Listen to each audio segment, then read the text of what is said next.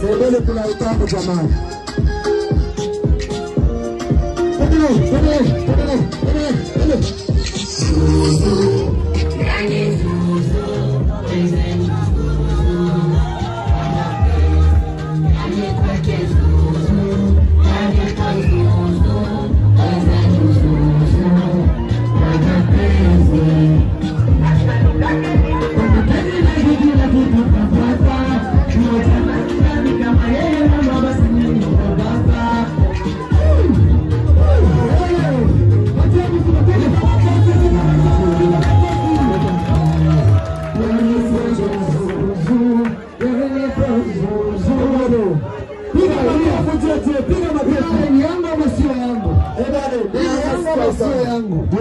Hii ni yangu wala sio yangu.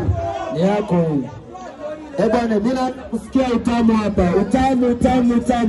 Tuendelee ama tusiendelee? Bwana, Sebele imeanza kusikia utamu. Utamu.